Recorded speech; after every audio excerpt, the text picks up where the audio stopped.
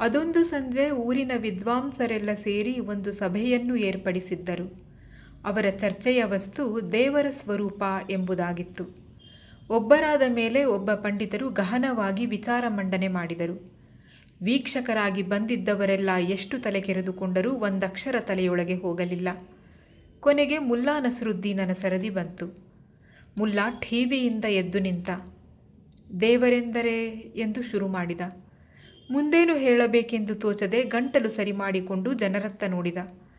ಕೊನೆಗೆ ಏನೋ ನೆನಪಾದವರಂತೆ ತನ್ನ ನಿಲುವಂಗಿಯ ಜೇಬಿಗೆ ಕೈ ಹಾಕಿ ದೇವರೆಂದರೆ ಈ ಬದನೆಕಾಯಿ ಎನ್ನುತ್ತಾ ಒಂದು ಬದನೆಕಾಯಿಯನ್ನು ಹೊರತೆಗೆದ.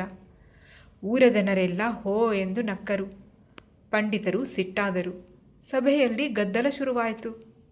ಅವರಲ್ಲೊಬ್ಬ ಹಿರಿಯ ಎದ್ದು ನಿಂತು ಎಲ್ಲರನ್ನೂ ಸುಮ್ಮನಾಗಿಸಿದ. ನಂತರ ನಸರುದ್ದೀನನನ್ನು ತರಾಟೆಗೆ ತೆಗೆದುಕೊಂಡ. ನಸರುದ್ದೀನ್, ನಿನ್ನ ಮಾತಿನ ಅರ್ಥವೇನು, ಸರಿಯಾಗಿ ವಿವರಿಸು ಅಂದ. ನಸರುದ್ದೀನ್ ಬದನೆಕಾಯಿಯನ್ನು ಎಲ್ಲರ ಮುಂದೆ ಹಿಡಿಯುತ್ತಾ ಕೇಳಿದ, ನಿಮಗೆಲ್ಲರಿಗೂ ಬದನೆಕಾಯಿ ಗೊತ್ತಿದೆ ಅಲ್ಲವೇ? ಜನ ಹೂಗುಟ್ಟಿದರು.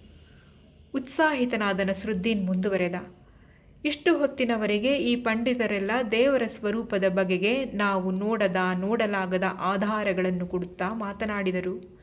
ದೇವರು ಎಲ್ಲ ಕಡೆಯೂ ಇದ್ದಾನೆ ಅಂತ ಅಂದರು.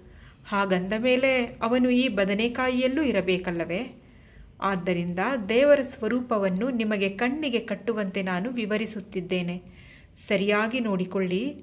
ದೇವರೆಂದರೆ ಈ ಬದನೆಕಾಯಿ ಎಂದು ಆತ್ಮವಿಶ್ವಾಸದಿಂದ ಹೇಳಿದ ಮುಲ್ಲಾ.